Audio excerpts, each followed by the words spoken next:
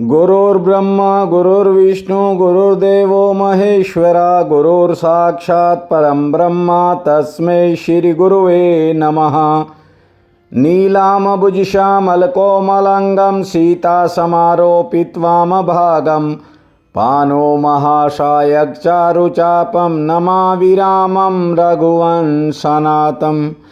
त्वमेव माता च पिता त्वमेव बन्धो च सखा त्वमेव विद्या च द्वरिणं त्वमेव सर्वं मम देवदेव।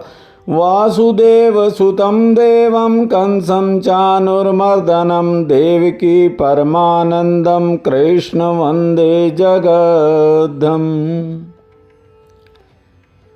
प्रिय बंधुओं, देवियों व सज्जनों, श्रीमद् भागवत कथा कहती है ये जीव जन्म के बाद संसार की मोह माया में इस तरह उलझ जाता है कि उसे परमात्मा का स्मरण तो केवल दुख और संकट के समय में होता है, अन्यथा तो जीव उस करुणा निधान भगवान को भूला ही रहता है।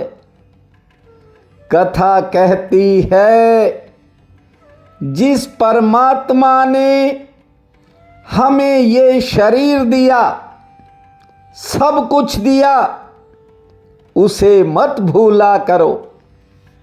भूल जाने के कारण ही ये इंसान दुख उठाता है, शांति नहीं मिलती। हम सच्चिदानंद को भूलेंगे तो आगे घोर नरकों का सामना करना पड़ेगा।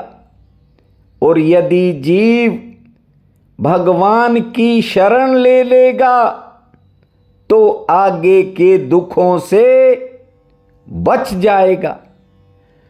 उसका सहारा लेने वाले सदा सुख शांति में रहते हैं और उसे भूलने वाले को फिर से जन्म लेने के लिए माता के गर्भ में रहना पड़ता है।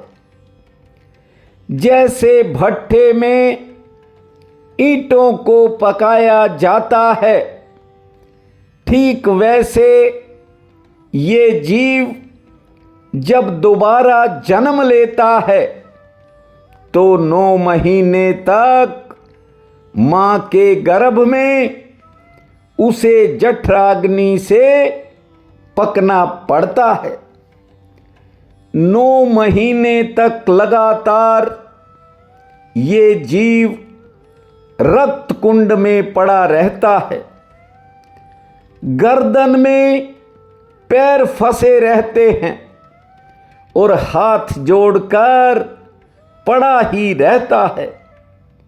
यदि मां कोई गर्म, तीखा या नमकीन भोजन खा लेती है तो बच्चे के शरीर में सारा दिन जलन होती रहती है।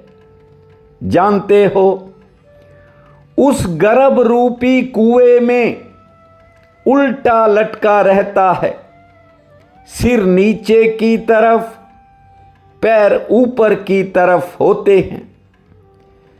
जब गर्भ में पड़े उस जीव को भगवान जन्मों जन्मों का ज्ञान देते हैं, तब ये बच्चा, तब ये जीव रोता है। कारण ये होता है कि रक्त कुंड के रक्त में अनेकों तरह के कीटाणु होते हैं। जब वे मच्छर की तरह डंक मारते हैं, जीव को काटते हैं, तो ये बड़ी भारी पीड़ा होती है। इसलिए भीतर पड़ा जीव परमात्मा की स्तुति करता है और कहता है, हे करुणा निधान भगवान, मुझे इस नरक कुंड से बाहर कब निकालोगे? हे प्रभु, मुझे शीघ्र निकालो। इस बार मैं आपका इतना भजन करूंगा ताकि मुझे दोबारा इस नरक में आना ही न पड़े। ध्यान दीजिए, 9 महीने तक लगातार रोता है और जैसे ही जन्म होता है ये सांसारिक माया अपना पर्दा डाल देती है और जीव सबसे पहले भगवान के भजन को भूल जाता है। देखिए, जल जब आकाश में रहता है तब तक शुद्ध और निर्मल होता है, लेकिन वर्षा के माध्यम से जब वो निर्मल जल इस जमीन पर गिरता है, गिरते ही गंदला हो जाता है। उसी प्रकार जीव जैसे ही मां के गर्भ से बाहर आता है, उसी समय माया हावी हो जाती है। भागवत कथा कहती है, सत्संग के बिना ये माया नहीं हटेगी। कल की कथा में आपको बताया था कि किस प्रकार माया मिलते ही सुग्रीव भगवान श्री राम को भूल गया था। ये तो हनुमान जी ने उसे आकर बता दिया कि बाली जिस रास्ते से गया है वो सोड़ा नहीं, बहुत चौड़ा है। जिस बाण से प्रभु ने बाली को मारा वो बाण अभी भी प्रभु श्री राम के पास है। इसलिए कहता हूं, सावधान हो जाओ। बजरंग बली की बात सुनकर सुग्रीव कांपने लग गया था और तत्काल प्रभु की शरण में जाकर माफी भी मांग ली थी। शास्त्र कहते हैं कि संत का काम होता है सोए हुए जीव को जगाना। अगर जागोगे तो राम को पा जाओगे। पूरी जिंदगी सोते ही रहे तो किसी न किसी दिन मारे ही जाओगे। ये वो अमृत ज्ञान है जो तुम्हें हर दिन जगाता है। और ये जो घर परिवार है ये तुम्हें हर दिन सुलाता है। परिवार के लोग क्या चाहते हैं?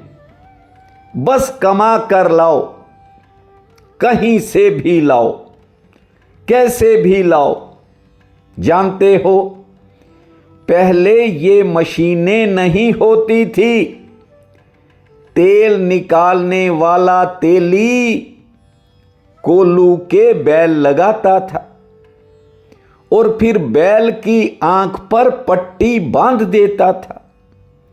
जब बैल कुछ चक्कर काटने लगता, थोड़ी देर बाद जो तेली है वो बैल के मुख में खली का टुकड़ा डालता रहता था और बैल इसी उम्मीद में घूमता रहता कि अब खली मिलेगी, अब खली मिलेगी। शाम होते ही जो तेली थे वे बैल की आंखों पर बंधी पट्टी को हटा देते हैं और बैल के द्वारा निकाली गई खली में से थोड़ी सी खली उसे खिला देते। ये व्यक्ति भी कोल्हू के बैल की तरह है। सुबह उठते ही चाय नाश्ता मिल जाता है, दोपहर में रोटी मिल जाती है, शाम को थोड़े स्नैक्स मिल जाते हैं और रात को फिर भोजन करके सो जाता है। फिर उठता है, पूरा दिन नौकरी, व्यापार, कारोबार, हजार तरह की झंझटें व्यक्ति दिन भर झेलता है। कोल्हू के बैल की तरह पूरा दिन पिसता है। पूरी जिंदगी अपने लिए और परमात्मा के लिए थोड़ा सा समय भी नहीं निकाल पाता।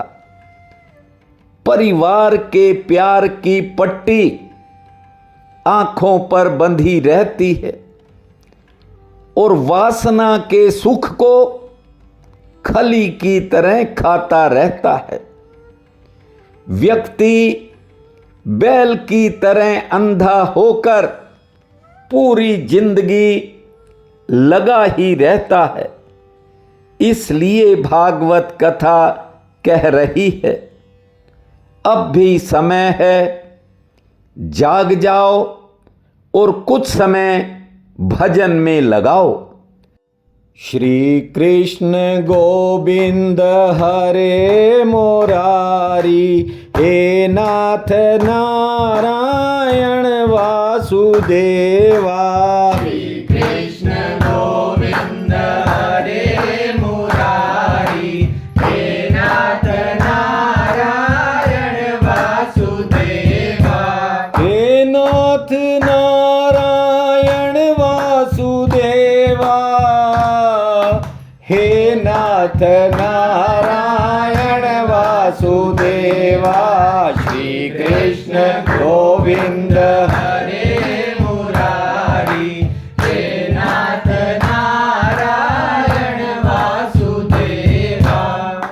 श्रीमद् भागवत कथा कहती है, ये संसार है, यहां हर दिन नए फूल खिले रहते हैं और फिर झड़ते भी रहते हैं, फिर नए बनते हैं। यही जगत का नियम है। जरा सोचो, कितने बड़े बड़े लोग इस धरती पर पैदा हुए, इसी में समा गए, किंतु धन संपत्ति के चक्कर में ही पूरी जिंदगी उलझे रहे और अंततः काल का शिकार बन गए। साथ किसी के कुछ भी नहीं गया। सिकंदर के खजाने की चाबियां 40 ऊंटों पर लादी जाती थी। अपार धन माया थी।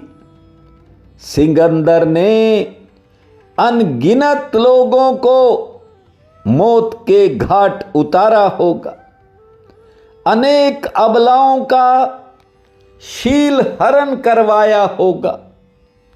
धन संपत्ति को बढ़ाने की लालसा में सिकंदर ने हजारों निर्दोष लोगों की हत्याएं कर दी थी। जानते हो, सिकंदर का सपना था कि वह पूरी दुनिया का बादशाह बन जाए। बादशाह बनना तो दूर, अंत में ऐसा बीमार पड़ा कि मौत आ गई, मर गया। जब जनाजा उठा, सिकंदर के दोनों हाथ बाहर लटक रहे थे, खाली थे। साथ कोई आज तक ना तो ले गया है जो सिकंदर ले जाता, कथा कहती है, किसी के साथ कुछ नहीं जाना। देखिए, रसोई में काम करने वाली महिलाओं को जैसे ही इस बात का पता ही नहीं चलता कि गैस का सिलेंडर खत्म होने वाला है, कहने का मतलब गैस खत्म होने वाली है, ठीक वैसे ही ये इंसान गैस रूपी सिलेंडर समझना, जिसमें सांसें अंदर बाहर हो रही हैं, लेकिन सांस कब थम जाएगी इस बात का पता नहीं चलता। आदमी की सबसे बड़ी भूल ये है कि वो हर चीज को अपनी मानकर बैठ जाता है, बैठा ही रहता है।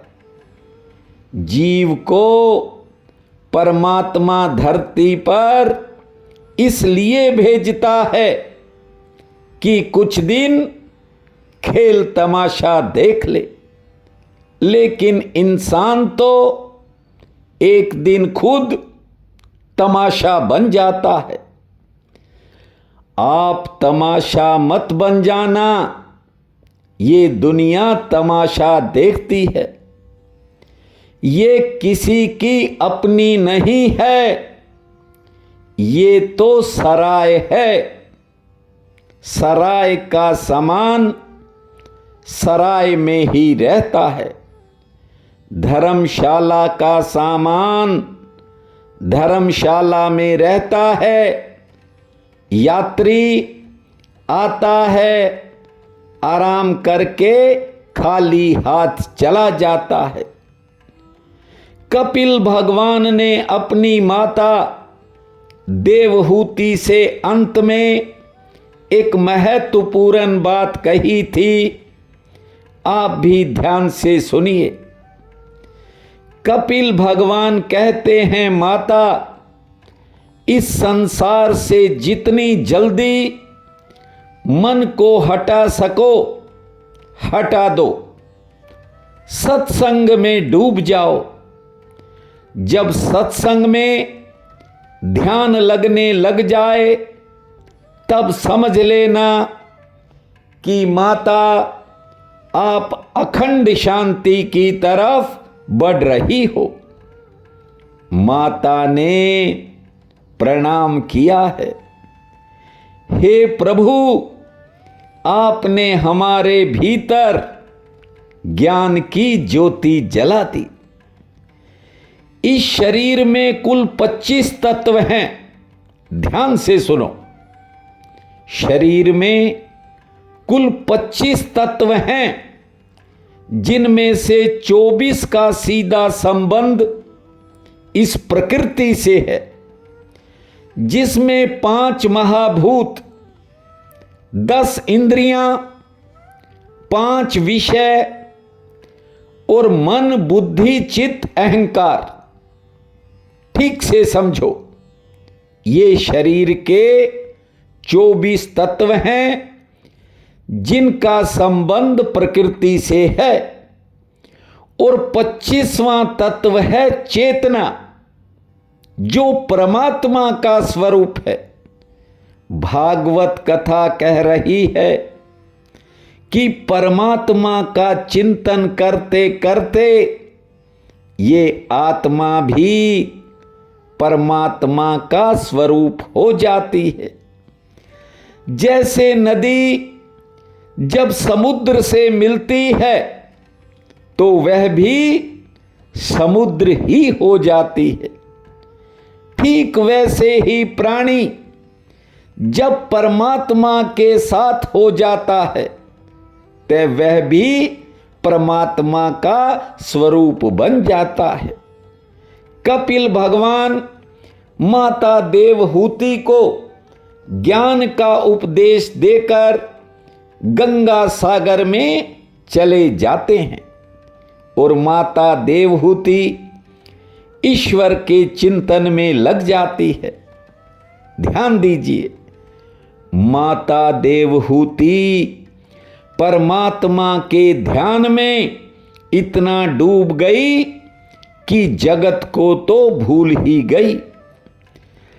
एक समय ऐसा भी आया कि माता को अपने शरीर की भी सुध नहीं रही।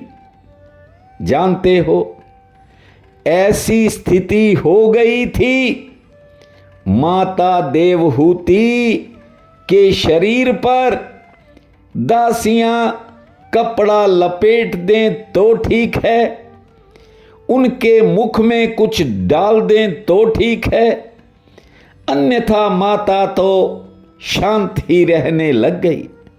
और बाद में माता देवहूति नदी बनकर प्रवाहित हो गई और उनकी आत्मा श्री हरि के चरण में समा गई।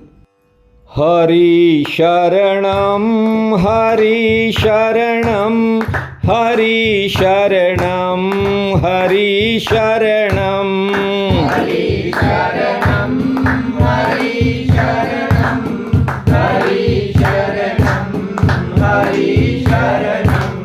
हरि शरणं हरि शरणं हरि शरणम हरि शरणम हरि शरणम हरि शरणम हरि शरणं हरि शरणं हरि शरणं हरि शरणं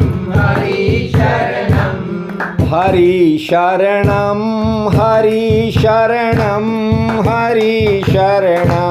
हरि शरणम हरि शरणम हरि शरणं हरि शरणं हरि शरणं हरि शरणं। श्रीमद् भागवत कथा में अनगिनत चरित्र हैं। आज आपको ध्रुव चरित्र सुना रहा हूं, पूरे ध्यान से सुनना। महाराज मनु के ज्येष्ठ पुत्र का नाम था उतानपाद। उतानपाद का अर्थ है ऊपर पैर नीचे सिर। जैसे हर जीव पैदा होता है, पैर ऊपर की तरफ, सिर नीचे की ओर।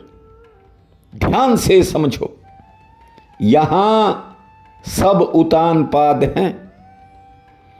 और उतानपाद महाराज के दो पत्नियां थी। एक का नाम था सुनीति और दूसरी का नाम था सुरुचि। बड़ी पत्नी थी सुनीति और छोटी पत्नी थी सुरुचि। ये भागवत की बड़ी महत्वपूर्ण कथा है। ध्यान दीजिए, सुनीति का अर्थ है धर्म की नीति और सुरुचि का अर्थ है मन की रुचि, अर्थात मन की इच्छा। जब बड़ी पत्नी से संतान पैदा नहीं हुई तो राजा उतानपाद ने सुरुचि के साथ विवाह करवा लिया। मनुष्य किसी भी धर्म नियम पर तब तक ही चलता है जब तक उसे फल की आस रहती है। यदि थोड़े दिन धर्म नियम करने पर फल ना मिले तो व्यक्ति दूसरी तरफ चल पड़ता है। देखिए, स्त्री यदि करने पर आ जाए तो फिर कुछ भी कर देती है। बेशक जन विजन कराती है, जब त्रिया चरित दिखाती है। पल भर में मित्र को शत्रु करे, शत्रु को मित्र बनाती है, ऐसा शास्त्र कहते हैं। उतानपाद की दूसरी पत्नी सुरुचि ने महल में ऐसा चक्र चला दिया कि पहली पत्नी सुनीति को महल से बाहर कर दिया गया। कहने का मतलब, छोटी पत्नी के प्रेम में उसके प्रेम जाल में फंसकर राजा ने बड़ी रानी को त्याग दिया। लेकिन जो बड़ी रानी है सुनीति, उसने राजा को नहीं छोड़ा। वे तो पति के साथ साथ परम पति परमात्मा का भी चिंतन करती रही। अब ईश्वर का संयोग देखी, समय पाकर दोनों रानियां गर्भवती हो गई। बड़ी पत्नी सुनीति से ध्रुव ने जन्म लिया और छोटी पत्नी से उत्तम नाम के एक पुत्र ने जन्म लिया है। सुरुचि को यानी छोटी रानी को इस बात का बड़ा दुख था कि मेरी सोच से पुत्र क्यों पैदा हो गया। सुरुचि हर समय ये सोचती रहती थी कि कहीं सोत का बेटा कभी राजगद्दी पर ना बैठ जाए। यही सोचकर छोटी पत्नी हर समय महाराज के कान भरती रहती, इस तरह की बातें कर देती कि महाराज के मन में बड़ी रानी सुनीति के प्रति घृणा पैदा हो जाए। ध्यान दीजिए, ध्रुव 5 वर्ष के हुए थे, 6ठी वर्षगांठ का मौका था। ध्रुव अपने पिता के चरणों में प्रणाम करने आए हैं, लेकिन पिता ने ध्रुव को उठाया नहीं। उस समय राजा की गोद में छोटी रानी का पुत्र उत्तम बैठा हुआ है। राजा उसे खिला रहे हैं और छोटी रानी बगल में ही उनके सिंहासन पर बैठी थी। क्योंकि राजा पूरी तरह से छोटी पत्नी के बस में रहता था। एक बात को ठीक से सुन लो, यदि आप धर्म का पालन करोगे तो सदा फलते फूलते रहोगे। मन की रुचि से चलोगे तो वंश नष्ट हो जाएगा। जो व्यक्ति धर्म को छोड़ देता है, धर्म भी उसका साथ छोड़ देता है और फिर वंश ज्यादा आगे तक नहीं बढ़ता, 1-2 पीढ़ियों के बाद नष्ट हो जाता है। सुरुचि का वंश नहीं चला था। आपको बता दूं, ये जो उत्तम दूसरा बेटा था, ये आगे चलकर शिकार खेलने गया था और वहां मारा गया था। और ये छोटी पत्नी सुरुचि, ये भी आगे चलकर आग लगने की एक घटना में मारी जाएगी। अन्याय के रास्ते पर जो चलता है वो बच नहीं सकता। आज तो जन्मदिन का अवसर है ध्रुव का। जब राजा ने ध्रुव को नहीं उठाया, तब उन्होंने कहा, हे पिताजी, आप मुझे अपनी गोद में बिठा लीजिए ताकि मुझे आपका आशीर्वाद मिल जाए। लेकिन छोटी रानी के कारण राजा ने ध्रुव की बात को अनसुना कर दिया। उस समय छोटी रानी सुरुचि ने ताना देते हुए एक बात कही ध्रुव से कि तू भाग्यहीन है, तूने मेरी सोत के गर्भ से जन्म लिया है, भाग यहां से, चला जा, ना तुझे ये गोद मिलेगी और ना कभी ये सिंहासन मिलेगा। अगर तेरे मन में राजा की गोदी में बैठने का सपना है या फिर इस सिंहासन पर बैठने की इच्छा है तो जा, पहले तप करके मर जा और दूसरे जन्म में मेरी गोद में आना, मेरे पेट से जन्म लेना, तब तुझे राजा की गोदी मिलेगी। देखिए, बच्चा तो बच्चा होता है। ये शब्द बाण की तरह चुभ गए। ध्रुव की उम्र 5 साल की थी। मानो छाती में किसी ने बाण मार दिया हो।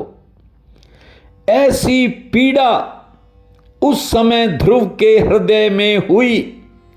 रोते रोते अपनी मां सुनीति के पास आए हैं। फूट फूट कर मां के आगे रोने लग गए। इतनी वेदना हुई कि मां को बता भी नहीं सके। ये तो वहां खड़े एक मंत्री के बेटे ने बताया कि हे माता, आज सौतेली मां ने ध्रुव को ऐसा ऐसा कहा। मां के धैर्य का बांध भी टूट गया। पुत्र को बिलखते देख मां भी जोर जोर से रोने लग गई।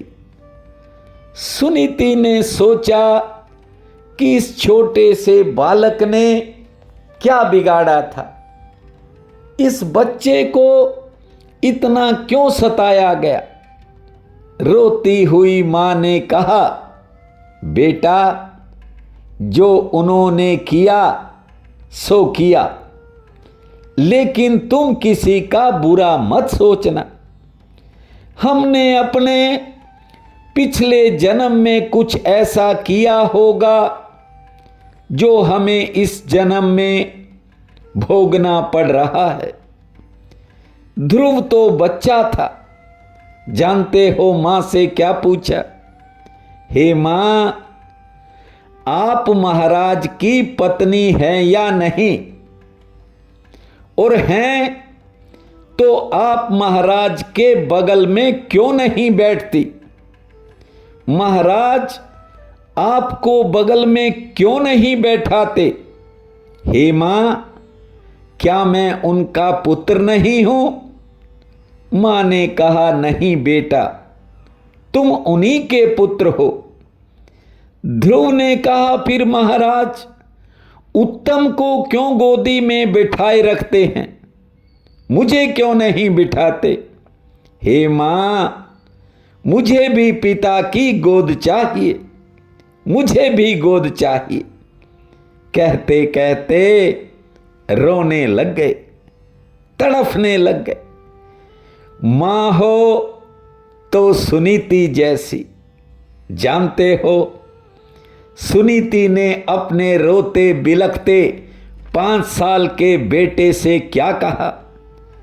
सुनीति कह रही हैं, बेटा, मैं तुझे महाराज की गोद में तो नहीं बिठाल सकती, लेकिन यदि तू मेरी बात को मान लेगा तो मैं तुझे भगवान की गोद में जरूर बिठाल दूंगी।